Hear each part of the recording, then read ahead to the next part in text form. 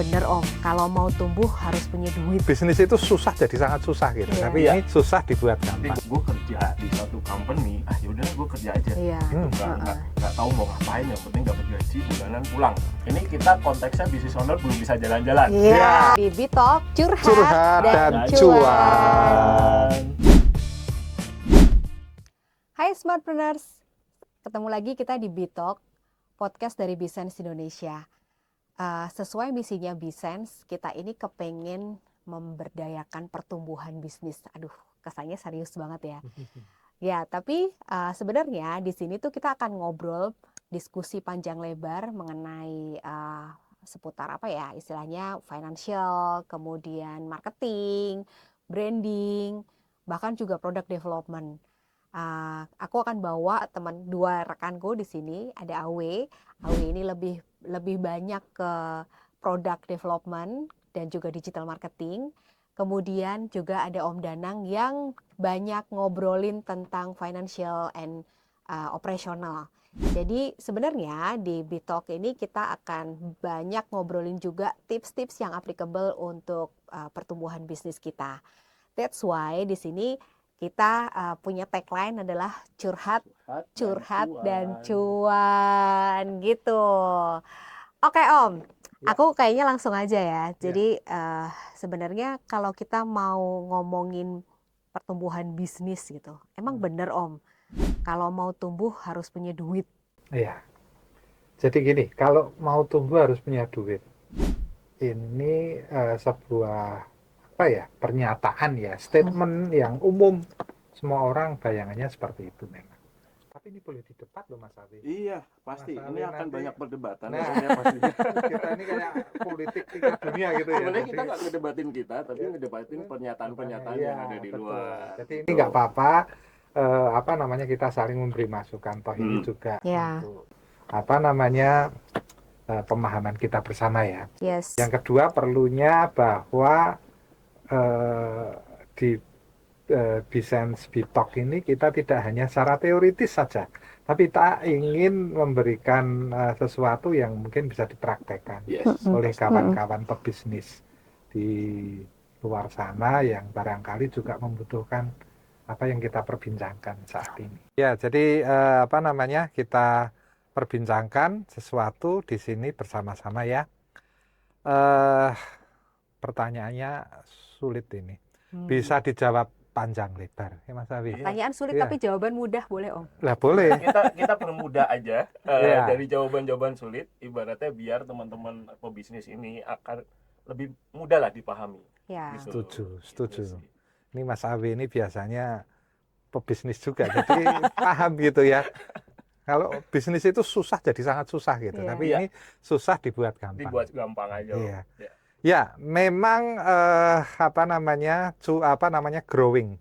Mm-mm. Growing kan ini kita Mm-mm. bicara pertumbuhan ya. Mm-mm. Bicara pertumbuhan. Nah, di dalam dunia usaha pertumbuhan itu biasanya ditandai dengan adanya produktivitas yang sudah saturated, produktivitas yang sudah jenuh ya.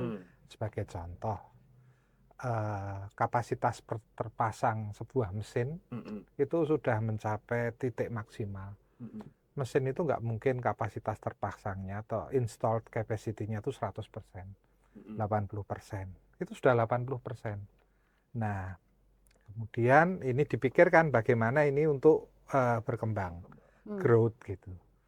Kemudian juga net profit ya. Net profit ini juga sesuatu yang menjadi pertimbangan kadang-kadang bahwa profitnya sudah jenuh. Ya, artinya kenaikan profit sudah tidak signifikan.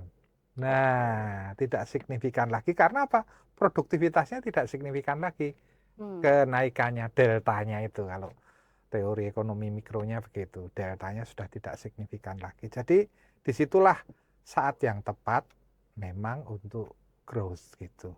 Artinya Mas Awe, Mbak Niken, yang perlu diperhatikan untuk growth itu adalah aspek tadi, produktivitas, net profit. Nah, itu hal-hal yang bisa dimonitor.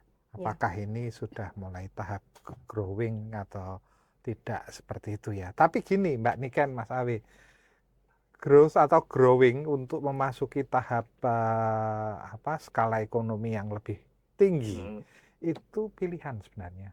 Pilihan dari Iya, pilihan dari pemilik, dari business owner. owner-nya. Iya, ada loh Mas Awi. Bisnis yang konservatif, cenderung dia tidak mau mengambil kesempatan untuk meningkatkan kapasitasnya menjadi lebih lanjut, lebih tinggi lagi. Segini aja cukup. Iya, segini gitu aja ya. cukup gitu. Itu orang Jawa nih, Dong. Nah, ya, Jadi kita ya orang Jawa. ini ya. Ya, Tapi emang iya. Iya. Gitu. Ini saya menyindir Anda berdua. Saya menyindir Anda. Ing pandum itu. Pandum. Dan biasanya teman-teman Tionghoa, Cina perantauan atau overseas Chinese ini, menurut beberapa literatur mereka cenderung mempertahankan kondisinya. Karena begini, growing itu ada risikonya. Hati-hati. Kita growing risiko. Kita growing, kita kemudian menambah mesin. Nah, berarti kapasitasnya naik, produktivitasnya naik, berarti pasarnya harus naik. Operasional cost-nya pun naik. Operasional cost naik, pasar harus ada. Nah, pasar ini belum established loh. Iya kan? Ibaratnya market itu belum siap, tapi kita udah mau growth. Betul. Udah modal keluar, operasional kenceng, market belum siap nih. Belum siap. Umpama market sudah siap, tapi market itu belum teruji. Kan market baru ini. Iya kan? Yang awal kan market lama. Betul. Market lama jenuh, kemudian market baru. Kita memasuki market baru ini harus agak hati-hati, Mbak Niken. Karena apa? Market baru ini belum established. Dia masih ada dinamika. Dinamikanya apa? Ya, pas kita ngeluarin produk dalam jumlah banyak bisa diserap, tapi besoknya kita nggak tahu. Nah, ini resiko ya. Kemudian resiko yang kedua yang tadi disampaikan Mas Awi, apa? Operational cost. Iya kan? Nambah tenaga kerja. Nambah mesin, ya pasti nambah tenaga kerja. Ya kan? Supaya produktivitas naik. Nah, itu resiko-resiko itu yang sering kali diperhitungkan oleh orang-orang yang konservatif. Ya kalau gitu saya mendingan begini sajalah. Main aman lah istilahnya. Main aman lah gitu daripada tidur nyenyak, makan enak gitu kan. Jalan-jalan. Nah, seperti itu. Jadi tergantung dari pemilik usahanya maunya seperti apa. Nah, itu pilihan. Tetapi kalau pilihannya growth, memang tantangannya tadi mesti harus melakukan satu kajian yang betul-betul matang untuk masuk ke tahap selanjutnya. Kan gitu. Jadi usaha itu kan gini Mbak nih kan. Usaha itu ada yang infant. Infant itu masih bayi, ya kan? Infant kemudian dia naik, ya. Istilahnya itu adalah growing, masuk startup ya, growing gitu, growing kemudian ini growing dalam konteks siklus ya, ini siklus usaha growing.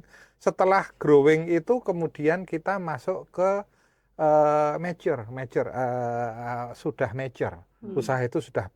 Nah, ketika sudah mature ini biasanya produktivitas tidak signifikan lagi. Di masa mature produktivitas tidak, ya udah kayak ya udah ini bisnis as usual aja ya. Betul. Jadi bisnis owner itu tergantung kita ini mau mengarah kemana nih. Betul. Ya gitu ya. Jadi either nanti akan menambah dari sisi operational cost untuk membuka market baru, atau ya kita secara profit itu kita tambah. Gitu. Nah, kalau mungkin nih dari sisi pelaku bisnis yang masih UMKM atau masih small medium lah ya. Keputusan growth itu tuh lebih baik dilihat dari parameter mana sih? Maksudnya kan tadi ada operasional kah, apakah kita mau nambah sisi karyawan atau kita mau dari sisi marketing dulu. Kalau marketing kan pasti urusannya dengan sales, urusannya dengan duit lah, revenue yang didapat. Nah ini sebagai untuk UMKM ini tuh lebih baik yang mana sih parameter? Oke, baik. Jadi begini, sebelum masuk ke situ saya perlu jelaskan bahwa sebenarnya dari infant ke growing dalam konteks siklus usaha ya, terus kemudian jadi mature, usaha yang sudah mature, itu adalah konsekuensi logis sebenarnya. Usaha itu pasti begitu, pasti begitu, itu logis gitu. Nah, ketika mature tadi, nah disinilah kemudian kita harus melakukan pengkajian. Ya, kajian-kajian untuk kalau kita memang niatnya growing, kita masuk ke rencana jangka panjang, menambah faktor produksi. Faktor produksi itu mesin, SDM, itu faktor produksi. Kita menambah itu. Nah, ini perlu kajian yang matang. Ya, kajiannya termasuk tadi yang disampaikan tadi, pasar. Apakah kalau saya tadinya saya 100 unit per bulan, saya sekarang 150 unit per bulan, 50 ini apakah nanti akan bisa terserap? Aku atau tidak. Nah, itu perlu kajian, Mbak Niken. Matang. Bahkan menentukan 50 atau berapanya itu ya. Betul. Jadi tidak semudah apa yang kita bayangkan ketika kita harus growing, kemudian kita masuk secara otomatis, kita beli tambah alat mesin. Wah, risikonya ini yang mesti harus kita perhitungkan. Kira-kira begitu. Nah, oke Om, tadi yang Om Danang sebutin itu kan indikator kuantitatif gitu ya. Kita ngomongin produktivitas, net profit gitu. Terus kalau non kuantitatif atau kualitatifnya, atau bisa dibilang soft readiness yang terdiri dari budaya perusahaan, kesiapan manajemen, terus kesiapan di internal, itu apa sih Om yang menjadi indikator ini usaha siap bertumbuh atau enggak gitu? Oh gitu ya. Sebenarnya tadi sudah disebutkan sama Mbak Niken ya. Jadi growing, kita masuk ke rencana jangka panjang dengan menambah faktor produksi itu, kita perlu ada spesialisasi. Nah, di dalam teorinya itu seperti itu ya. Ada spesialisasi, artinya apa? Kalau usaha kita nih Mas, ya manajer penjualan, ya manajer produksi, ya manajer keuangan, jadi satu semuanya kan gitu. Iya enggak? Palu gada. Ya, pokoknya semuanya dilakukan sendiri gitu. Nah, kondisi seperti ini tidak menunjang untuk kita growing. Nah, kita perlu ada spesialisasi. Jadi siapa melakukan apa itu jelas gitu ya. Ini dibutuhkan ini. Iya kan? Ini dibutuhkan. Jadi kita harus membangun organisasi perusahaan ke arah sana. Yang kedua adalah bagaimana di dalam perusahaan itu sudah ada aturan, meskipun belum tertulis ya, SOP, tapi mungkin ya kalau ditanya, wah SOP-nya mana tertulis, nah ini kan kita belum diaudit jadi ya mungkin belum tertulis, nggak apa-apa, tapi itu harus sudah ada, karena sudah ada spesialisasi akan mendorong SOP tadi. Ya, SOP. Ya setidaknya alur kerjanya udah beres betul. gitu ya. Kalau dalam perusahaan yang menengah yang menggunakan ban berjalan. Nah, sebenarnya kan teori ekonomi klasik itu kan basisnya kan ban berjalan ya. Kayak gimana tuh ban berjalan? Ban berjalan itu artinya saya melakukan apa ini loh. Misalnya ada kue gitu ya. Begitu itu saya masukkan ke kotak. Kotak saya jalankan. Sebelah saya itu kemudian memberikan label kepada kotak. Nah, itu kan spesialisasi itu. Kita bayanginnya ban mobil loh. Iya. Apa? Lari estafet gitu. Iya, ban berjalan itu. Bahkan kalau di perusahaan kan real itu ban berjalan itu. Gitu kan. Saya tuh pokoknya masukin kue ke kotak. Pluk kan gitu. Ada tugas masing-masing. Nah, itu ada tugas masing-masing. Itu yang penting itu. Jadi dan itu akan mendorong bahwa apabila kue sudah masuk kotak, kue harus dikasih label. Itu kan SOP. Itu kan SOP, tapi tidak tertulis kan gitu. Nah, disinilah spesialisasi akan mendorong SOP. Kemudian tadi sudah disebutkan perlu ada pertumbuhan organisasi manajemen yang lain. Bukan sekedar hanya spesialisasi, bukan hanya sekedar SOP, tetapi sudah ada budaya di mana semua lini itu memahami visi tujuan perusahaan. Nah, ini yang paling penting. Ini penting ini. Ini penting ini. Tapi, jadi kalau aku mau tanya nih, visi itu yang create itu siapa sih Om? Visi. Nah, visi satu company, business owner kah atau memang harusnya semuanya. Okay. Visi itu adalah dirumuskan bersama-sama. Supaya apa? Supaya seluruh stakeholder internal perusahaan itu punya sense of belonging terhadap visi. Bayangkan visi, saya sebagai manajer produksi atau saya sebagai foreman, saya tidak ikut menyusun visi. Ya, saya nggak punya sense of belonging, saya nggak paham. Ownership-nya, Ownership-nya. sebagai karyawan juga ngapain ngerjain Ngapain ini, dia kerja aja gitu iya, ya. dia nggak memahami, dia nggak Oke. jelas. Nah, itu budaya bahwa semua stakeholder internal di perusahaan itu memahami visi misi perusahaan, ya. Jadi satu tujuan. Sudah satu tujuan nih. Nah, itu sangat diperlukan ketika kita growing. Spesialisasi, aturan, SOP, pemahaman yang sama mengenai visi misi perusahaan. Ya, pemahamannya mungkin yang sama ya. Pemahamannya Tapi kalau sama. perumusannya mungkin memang di owner atau kan kalau pepatah tuh mengatakan visi itu dimulai dari owner's dream gitu kan. Iya. Nah, mungkin baru diterjemahkan ke bagaimana ke setiap lini Ya. Lini divisi ada lah ya. Nah, atau jadi- divisi. Betul, betul. Tapi ada juga yang ownernya itu nggak punya dream. Jadi dream itu Itu iya, lucu sih. iya. Itu lucu. iya. Ya, saya kan fasilitator untuk itu. Iya. Saya fasilitator untuk Pernah ada kayak gitu. sering. Oke. Perusahaan itu kadang-kadang dia memerlukan di akhir tahun, dia memerlukan perencanaan. Biasanya di akhir tahun. Nah, disitulah dia tentukan visi misi perusahaan ya. Betul. Visi misi misalnya visi tahunan atau visi 2 tahunan itu kan ditentukan. Saya tanya ke owner, Pak, mimpi apa Pak? Orangnya kaget. Semalam saya tidur pagi tadi Pak, saya baru tidur gitu. Loh. Beneran. Ternyata mereka memahami itu lain gitu. Iya. Memahami itu secara lain. Jadi sebenarnya bisa dibangun secara bersama-sama ya. Nanti ada pakai metode pohon masalah, kemudian ada alternatif pemecahan masalah. Nah, pakai seperti itu. Itu framework untuk menentukan visi misi Visi. dari satu company. Satu company. Visi misi itu bisa berlaku per tahun gitu ya Om ya? Biasanya visi itu lebih jangka panjang. Jangka panjang. Ya, Oke. diterjemahkan dalam bentuk yang lebih praktikal yaitu misi. Oke. Misalnya visi 3 tahun, 4 tahun, misinya bisa tahunan. Oke. Misi setiap tahun akan menunjang keberhasilan pencapaian visi. Ini kayaknya harus jadi ya. satu topik sendiri. Satu ya topik kan? sendiri.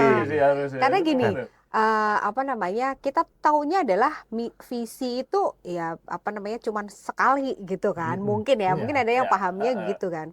Visi itu cuma satu kali dan baru diterjemahkan menjadi plan kecil-kecil gitu. Nah, ini nanti kapan-kapan kita boleh tuh bahas tentang bagaimana menyusun visi dan bagaimana menerjemahkan itu supaya dipahami oleh semua lini karyawan, Semua lini, gitu kan. betul, Dari betul. level manajerial sampai ke staff mungkin gitu ya. Seperti itu. Seru. Nah, Smartpreneurs, jadi kalau Anda butuh fasilitator visi, Smartpreneur. iya, Dengerin tuh. Smartpreneur ya, silahkan. Nanti kita bertiga, kita bertiga. Nanti Mas Awi pasti bisa bantu. Mbak Niken apalagi, ya. Harus. Kita bisa melayani gitu. Hati-hati loh, visi ini menjadi kalau orang Jawa bilang soh itu pengikat. Ya, Tali benar. pengikat dari seluruh tujuan tiap orang kan punya tujuan. Tiap orang punya kehendak. Coba bayangkan kalau nggak diikat menjadi satu, orang ke sono sendiri. Nah, ini hal yang sederhana tetapi penting sekali untuk perusahaan yang sudah mau growing, bertumbuh. Ya, ini penting sekali. Jadi itu ternyata jadi salah satu indikator juga ya Om ya. Indikator. Itu mungkin buat sahabat trainer kali ya, itu paling penting sebenarnya ya. Kalau kita bilang teman-teman udah nih, tadi kata Om Danang juga udah gerak gitu ya. Kayaknya udah mulai lah ya untuk bisa bikin visionnya ya. Company ini mau dibawa kemana. Sebagai produk business owner juga harus tahu kemana arahnya si perusahaan agar timnya juga itu langsung ikut lah ya sesuai dengan arahan ini ya, mau kemananya gitu. Betul. Oke, itu penting Seperti banget itu penting banget itu. visi itu penting. Juga tadi yang sudah kita singgung SOP. SOP. SOP itu mereka juga harus punya pemahaman, punya rasa memiliki terhadap aturan. Nah, itu sih Om. Itu tuh yang mungkin jadi penyakit para Betul. karyawan lah ya, karyawan. Ya. Ini itu ibaratnya gue kerja di satu company, ya udahlah gue kerja aja. Iya. Gitu. Nggak tahu mau ngapain, yang penting dapat gaji bulanan pulang. Ya. Nah, gitu. Ya. Akhirnya kan si company ya udah stagnan tadi, Ya. di tahapan stagnan gitu. Nah, itu mungkin visi ini yang akan jadi satu karyawan itu punya rasa Ya. kepemilikan tadi. Betul. Jadi pasti motivasi produktivitasnya gitu itu ya. Motivasi. berpengaruh pada produktivitas pastinya. Betul, Benar, betul. benar, Sangat betul itu. Jadi memang selain apa ya, ini di luar itu ada insentif dan sebagainya. Itu oke lah, itu pasti ya. Tapi bagaimana ini visi ini menjadi semangat bersama. Jadi orang itu punya tujuan bersama, semangat bersama itu. Itu yang jarang sekali perusahaan memikirkan itu. Bahkan jangan hanya perusahaan kecil menengah, perusahaan besar pun kadang-kadang, iya kan? Itu jadi karyawan itu mereka tidak tahu rohnya perusahaan ini. Iya, Ya, benar. rohnya perusahaan. Rohnya itu tuh benar tuh. Nah, kadang-kadang kan gini juga ya, challenge yang kita hadapi, karyawan tuh kan come and go. Nah, itu nanti juga jadi satu tabungan topik lagi nih. Topik lagi itu. Banyak kan? Banyak sama trainer. Iya. Jadi balik lagi nih Om ke growth gitu ya, ke kesiapan sebuah bisnis untuk growing. Indikatornya apalagi Om yang kira-kira udah sampai tengah-tengah nih, kita udah memutuskan untuk grow. Oke, yuk kita lanjut, kita ekspansi pasar lah, atau kita nambah kapasitas produksi lah gitu. Nah, kemudian di tengah-tengah mungkin udah berasa kok kayaknya strategi ini nggak works ya gitu. Nah, itu kira-kira apa duluan yang mesti dilihat nih Om? Baik. Oh, ini nggak on the track nih gitu. Baik, jadi memang setelah kita memasuki fase growth ya, kita sudah menambah faktor produksi, baik itu mesin maupun SDM maupun faktor produksi yang lain, bahan baku, oke, sudah jalan. Perlu adanya evaluasi dan monitoring terhadap apa yang sudah kita lakukan ini. Evaluasi dan monitoring. Ini yang juga sering dilupakan, ya. Jadi kita terlalu pragmatis bahwa ya sudah, mesin sudah nambah, orang sudah nambah, oke jalan. Hajar terus kan gitu. Nah, tidak dilakukan evaluasi dan monitoring. Jadi bagaimana sih pasar ini merespon dari growth kita ini? Kita ini growth, pasarnya meresponnya seperti apa dan sebagainya. Itu perlu kita lakukan monitoring. Nah, untuk melakukan monitoring ini apa yang perlu dilakukan? Tindakannya ya berupa riset. Riset menarik nih. Iya, riset. Nah, ini juga smartpreneurs ya, kalau membutuhkan. Nah, kembali di sini ada pakar-pakar yang bisa. Nah, kita bisa membantu smartpreneur untuk melakukan monitoring evaluasi melalui sebuah kegiatan riset.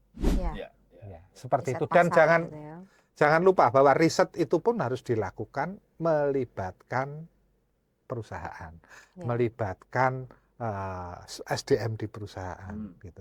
Bedanya Bitok Business Consultant dengan yang lain. Kalau mungkin yang lain itu memberi konsultasi. Kalau kita memberikan pendampingan. Nah, ini beda ini. Benar-benar.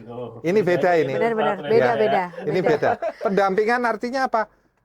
Kami nanti tidak akan ada di situ, terus kami akan phasing out dari ya. Itu nanti evaluasi monitoring itu bisa dilakukan secara mandiri akhirnya. Bukan lagi tergantung sama kita.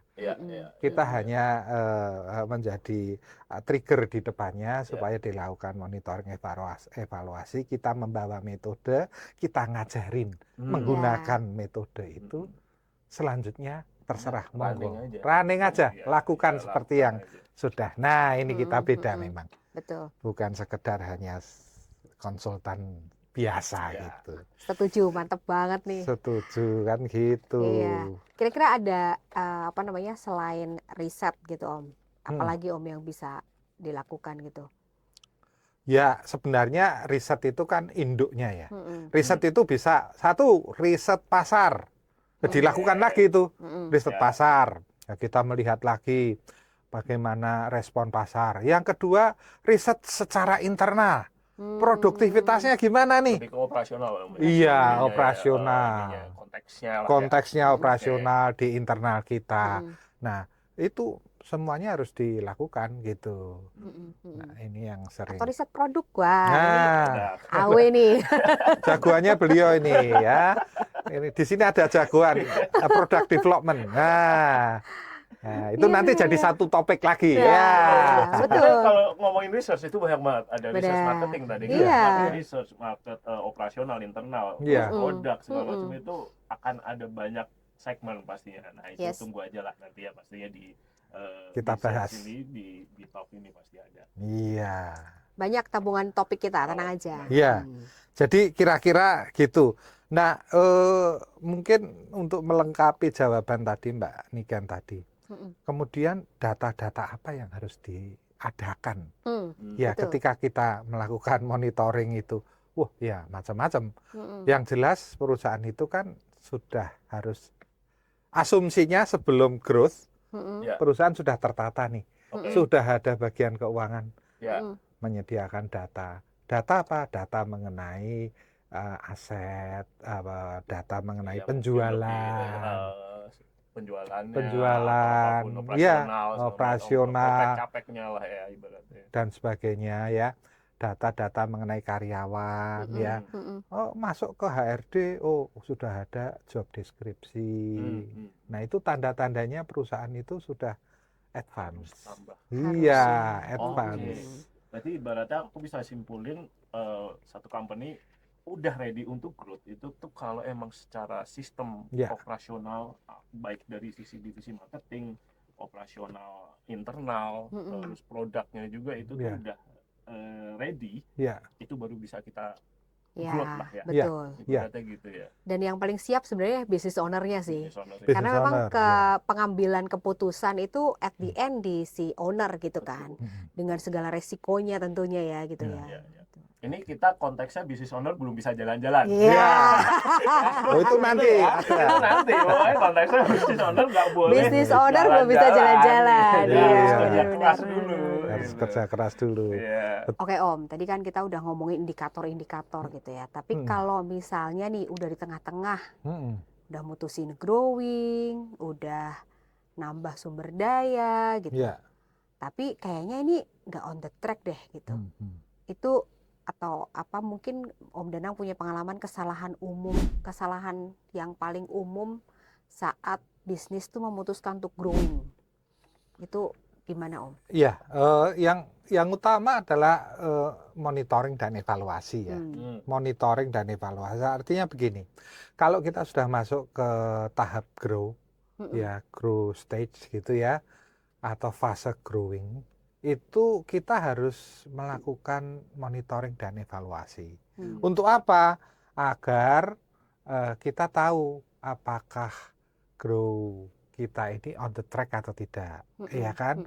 Misalnya bagaimana kondisi pasar, ya, situasi di pasar, bagaimana pasar merespon kita, merespon produk-produk kita, kan seperti itu, ya kan? Kan tidak hanya sekali saja kan pasar itu kan continue ya, berkelanjutan gitu. Nah, kita monitoringnya juga berkelanjutan. Jangan-jangan pasar hanya bereaksi ketika kita keluar misalnya Mas, tadinya kita produksi 100 per bulan, sekarang 150, berarti ada tambahan 50 unit. Nah, ini pasar merespon seperti apa? Nanti berikutnya lagi 150 produk kita per bulan itu direspon oleh pasar seperti apa. Nah, ini perlu ada monitoring. Monitoring, evaluasi itu dilakukan melalui sebuah riset. Nah, riset itu menjadi bagian penting ya, baik pra growth maupun pasca growth. Pasca growth itu artinya sudah memasuki fase growth gitu. Nah, itu perlu dilakukan monitoring dan evaluasi. Ya, berarti riset tuh sebenarnya bisa riset pasar, riset produk gitu Betul. juga ya. Karena kan produknya bisa diterima Bisa apa enggak, diterima terus apa pengembangannya enggak, gimana. Nah, iya. ini nanti keahliannya Awe nih. Betul. Jadi research itu macam-macam sobat planner. Iya. Jadi kalau dalam bisnis itu nggak cuman mulu market ya. Kalau kita ngomongin penambahan revenue ya market, tapi kalau kita ngomongin indirect revenue, kita bisa research dari sisi operasional, mengefisiensikan operasional segala macam. Terus juga dari sisi produk. Tadi Enggak, seperti betul. apakah diterima atau tidak sama Betul. market. Ya, Betul. Nah, itu research produk. Gitu sih. Betul. Itu kita bahas nextnya. Nah, Yes, kita next bahas. kita bahas. Dan juga sebenarnya Bisense tuh nyediain itu ya Om ya. Oh iya. Nyediain layanan untuk ngebantu riset. Nah, riset Ya. pasar, riset produk, atau mungkin marketing research atau communication research gitu ya. Ya, seperti itu. Tapi internal juga perlu diriset. Ya, itu. Ya, benar. SDM-nya kita seperti apa. Betul. Jangan-jangan Kemudian, sakit hati sama owner. nah, Jangan-jangan ya tidak ada produktivitasnya. ownership tadi. Tidak ada Iya, ownership, Tidak ada benar. ownership tadi Betul. gitu. Karena tidak punya visi company satu company Iya. tahu Nggak lah. punya, Iya. nggak paham Nggak gitu. paham. Betul. Nah, itu perlu. Nah, yang harus hati-hati juga ketika kita masuk ke fase growing adalah kita sudah melakukan, mohon maaf ini, pinjaman, ya toh, pinjaman dan sebagainya. Tetapi karena tadi respon pasar kurang bagus, pinjaman kita jadi tidak bermanfaat kan begitu. Udah pinjam modal kerja itu market tidak terima. betul. Nah, ini yang bahaya banget Ya, ada juga yang sudah mendatangkan bahan baku nih. Tadinya kita hanya butuh 1 gudang per bulan, sekarang kita datangkan nih 3 gudang kita siapkan, ya kan? Tapi ternyata kondisinya tidak seperti yang diharapkan. Akhirnya apa? Yang 2 gudang ya busuk kan gitu. Kalau ini produksi ya. Nah, jasa juga begitu. Sektor jasa kita harus melakukan apa namanya? Mungkin penambahan sumber daya lah. Iya, resource ya. Jasa kayak gitu. Betul, jasa juga ada sumber daya kan. Paling tidak ada ekspor orang yang kita hire dan segala macam itu ya harus kita persiapkan semuanya. Dan yang terakhir ya jangan berharap kita itu bisa growing instan. Wah, itu tuh. Ya, instantly lah gitu. Instan gitu. Ya. Nah, istilahnya FOMO. Nah, FOMO apa FOMO tuh? Fear of missing out. Nah, itu FOMO itu. Itu janganlah kita ikut-ikutan kawan-kawan kita yang memang mereka kita tidak tahu detailnya. Apakah mereka sudah siap betul? Tapi kenyataannya mereka sudah growing, sudah nambah faktor produksi, sudah beli ruko, sudah beli mesin, alat macam-macam, kita ikut-ikutan. Nah, akibatnya apa? Akibatnya iya, uang yang kita pakai juga jadi tidak bermanfaat. Sayang banget. Dan itu nyesek sih. Ya itu sobat planner, itu jebakan paling mengerikan ya menurut aku ya dari sisi sebagai business owner. Itu FOMO itu yang paling mengerikan karena gini, anggap nih ada teman yang sesama satu perjuangan gitu, tiba-tiba bisnis dia kok kayaknya masih jauh lebih berhasil dari sisi growth, karyawan tambah banyak, tapi kan kita juga nggak tahu apakah cash flow-nya sehat atau tidak. Nah, itu yang bikin kita jadi panas dan akhirnya ya udah tadi melakukan growth yang tanpa diukur. Betul. Kan? Iya. Jadi semuanya harus terukur gitu ya. Iya. Harus pelan-pelan juga, nggak instan tadi gitu kan. Oke. Jadi FOMO itu harus dihindari. Ya, fashion FOMO enggak apa-apa. Ya. Ini topi ini hasil FOMO nih kelihatannya. Fashion FOMO enggak apa-apa, sepatu FOMO enggak masalah. Tapi selingkuhan jangan FOMO lah gitu ya. Termasuk tambahan istri itu ngeri. Iya, wah itu ngeri itu. Termasuk usaha ini jangan FOMO. Sekali lagi. Anak-anak muda ini lifestyle ya sangat mempengaruhi gaya pemikiran. Jadi istilah FOMO itu kemudian menggiring orang berpikir seperti itu. Jadi kata-kata mempengaruhi makna. Jadi kemudian kita harus seperti itu. Nah, kita harus hati-hati. Kawan-kawan yang masih muda semangatnya luar biasa. Harus lebih bijak, ya pelan gitu. Khususnya pengguna sosial media nih.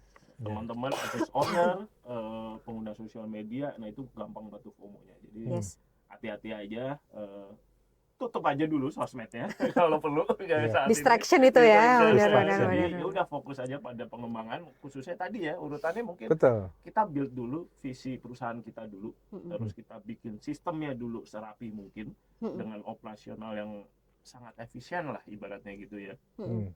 Otomatis pasti akan ada lah yang tertarik dengan bisnis kalian pastinya gitu, entah itu nanti akan ada Betul. investment Ya. atau bank akan menawarkan peminjaman modal, nah itu Yes. baru siaplah untuk growth gitu. Nah, Ya. growth pun ada pertimbangannya lagi. Iya. Betul. Mau di growth yang mana dulu nih? Iya. Ya. Produknya, marketnya, Ya. apa yang lain. Gitu sih paling. Jadi perlu riset. Nah, Ya, riset. perlu riset. Nah, benar. betul. Jadi kita juga bisa memfasilitasi riset, marketing research, Yes. communication research, Product product research. research, Mm-mm. internal and operational research. Yes. Ini kita semua bisa, baik kuantitatif maupun kualitatif. Yes. Kita bisa fasilitasi itu. Tadi ada pertanyaan bagus dari Mas Awe nih. Kalau UMKM modalnya terbatas bagaimana ya? Ya, Itu bagus loh itu. Ya. Apakah nggak bisa growth gitu? Itu sudah dijawab juga sama Mas Awe. Jadi mendingan mempersiapkan diri Mm-mm. baik-baik gitu ya. Sistemnya Supaya apa? gitu ya. Sistemnya Mm. gitu. Supaya apa? Ketika memang sudah ada modal kerja, kemudian bisa masuk ke fase growth atau menarik perhatian orang tadi, ya kan? Ya, Investor. investor. Kemudian BRI datang, kurnya Kur. datang, kan gitu, ya kan? Yang Ya, ya. ini kurnya datang, kemudian kita bisa mendapatkan modal kerja, kita bisa mulai mengembangkan gitu. Tapi yang penting memang penataan secara internal tadi yang harus dilakukan. Yes. Kira-kira begitu Mbak Niken. Oke, gimana Smartpreneurs? Seru kan obrolan kita tadi? Nah, next kita akan ngobrol dengan topik-topik yang lebih hot dan seru dan tentunya applicable untuk bisnis dan juga pertumbuhan bisnis dengan Awe dan Om Danang di episode-episode selanjutnya. Oke, sampai ketemu di Bitalk, curhat Curhat dan dan cuan. cuan.